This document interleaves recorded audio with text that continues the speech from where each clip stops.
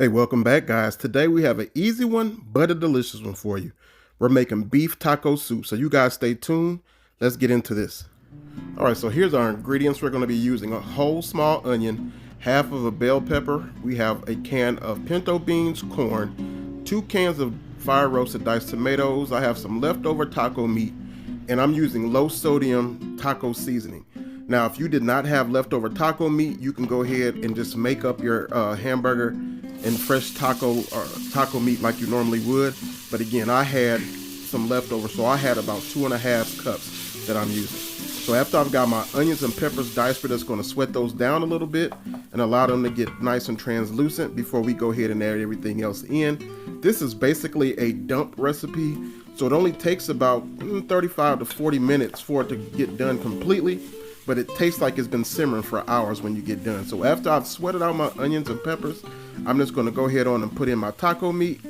Then we're going to just dump everything else in. This is a 30-ounce can of pinto beans that has been drained and rinsed.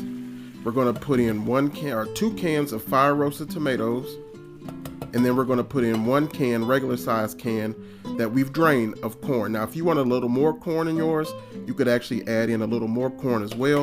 And then we're going to put in about 2.5 cups of low sodium beef broth. If you don't have beef broth, you can use chicken, vegetable, or you can use water, but it's not going to give you as much flavor as what broth would. So once you have everything added to the pot, get everything a good stir, and then we're going to go ahead and add in our beef broth. Now, I'm going to let everything cook and simmer before I start adding in more ingredients. My taco beef, or my hamburger, was highly seasoned, so I didn't want to add in any more seasoning before I let it simmer for a bit and I could taste it. So if you're making fresh taco meat, then you can season it however you normally would. But again, since I was using leftover taco meat, I didn't want to go ahead and begin to season again, because again, my taco meat was a little on the it was heavier seasoned, so that's the reason why I did it that way. So once we have everything in the pot, I'm just going to bring it up to a boil and then reduce the heat to a simmer, cover, and let it go for about 15 or 20 minutes before we come back and I taste it and see where we need to go. All right, guys, so once we've allowed our soup to go for about 15 minutes, just want to give everything a good stir, make sure nothing is sticking at the bottom, and then we're going to go ahead and give it a taste. Now, this is going to allow us to see what we need to do, whether we need to add more salt. I'm going to add garlic and pepper to it regardless, but whether we need not salt rather, but how much of our taco seasoning we need to add. Again, I'm using low sodium because I just didn't want it to be salty. But you can kind of use whatever you like or whatever your favorite taco seasoning is. So we're going to go in some coarse ground black pepper. I'm going to go in with a hint of chili powder. I just like a little bit more flavor of the chili powder. And we're going to use some granulated garlic. There's our garlic. Essentially to season it to taste, but you are wanting, this is a taco soup, so the prevalent flavor that we're looking for is more of a taco style flavor, or a Mexican style flavor. So I went in with about 1/3 of the pack of our taco seasoning, and then you saw how much of the other seasonings we put in, but you just kind of season it to taste. So what we're going to do is give it a simmer, a stir. I'm going to taste it again and see where I am.